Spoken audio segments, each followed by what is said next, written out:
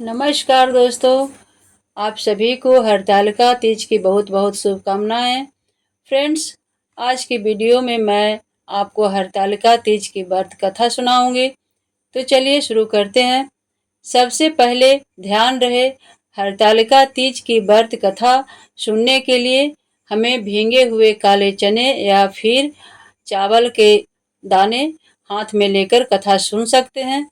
मैंने अपने दाहिने हाथ में चावल के दाने लिए हैं। कथा खाली हाथ न सुने। यह कथा स्वयं भगवान शिव शंकर ने माता पार्वती जी को सुनाई थी। भगवान शिव बोले, हे पार्वती, एक बार तुमने हिमालय पर्वत पर गंगा तट पर मुझे पति रूप में प्राप्त करने के लिए कठोर तपस्या की थी। तभी नारद मुनि तुम्हारे पिता हिमालय राज के पास गए और बोले, भगवान विष्णु आपकी कन्या से विवाह करना चाहते हैं। यह सुनकर हिमालय राज प्रसन्न हो गए और विवाह के लिए स्वीकृत कर दे दी। नारद जी ने जाकर विष्णु भगवान से कहा और उन्होंने विवाह के लिए हाँ कर दी। जब यह समाचार तुम्हें मिला तो तुम्हें अत्यंत दुख हुआ, क्योंकि तुम तो केवल भगवान शिव को पति के रूप में चाहती थी। तुम्हारे दुख को देखकर तुम्हारी एक सखी ने उपाय बताया और तुम्हें वन में जाकर गुफा में तपस्या करने के लिए प्रेरित किया। भाद्रपद शुक्ल पक्ष की तृतीया तिथि को तुमने उपवास रखा, मिट्टी से शिवलिंग बनाया, उसका पूजन किया और रात्रि भर जागरण किया। तुम्हारी इस घोर तपस्या से प्रसन्न होकर मैं स्वयं वहां प्रकट हुआ और तुम्हें वर मांगने को कहा। तब तुमने मुझे पति के रूप में मांगा। मैंने तुम्हारी प्रार्थना स्वीकार की और तुम्हें अपनी अर्धांगिनी के रूप में स्वीकार कर लिया।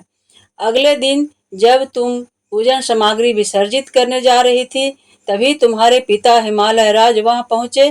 तुम्हारे पिता से स्पष्ट कहा कि अब मैं घर लौटूंगी तो मेरा विवाह विधि पूर्वक भगवान शिव से होगा।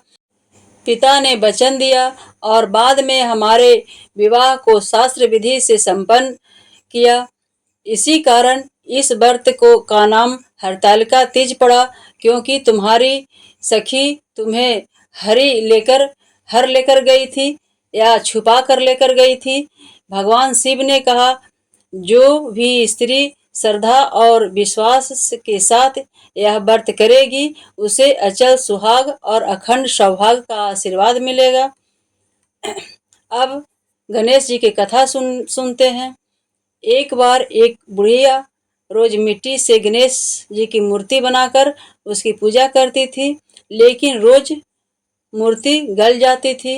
एक दिन उसके पास में मकान बनवा रहे कारीगर से कहा, मेरे लिए पत्थर से गणेश जी बनवा दो। कारीगर ने कहा, मैया, मेरे पास इतना समय नहीं है, हम तो दीवार बना रहे हैं। यह सुनकर बूढ़ी दुखी हो गई और मन में कहा, भगवान करे इनकी दीवार कभी सीधी न बने। फिर वही हुआ, कारीगर दिन भर मेहनत करते लेकिन दीवार बार बार टेढ़ी हो जाती। जब सेठ जी ने कारण पूछा तो कारीगर ने सारा हाल बता दिया। सेठ जी बूढ़ी के पास गए और बोले, माई, आप हमारी दीवार सीधी करा दीजिए, मैं आपके लिए सोने के गणेश जी बनवा दूंगा। गणेश जी यह सब सुन रहे थे। उनकी कृपा से दीवार सीधी हो गई और सेठ ने बुढ़िया के लिए सोने के गणेश जी बनवा दिए।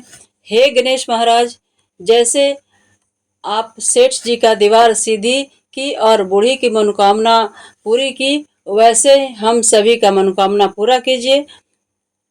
इस प्रकार हरतालिका तीज व्रत कथा एवं गणेश जी की व्रत कथा पूरी होती है।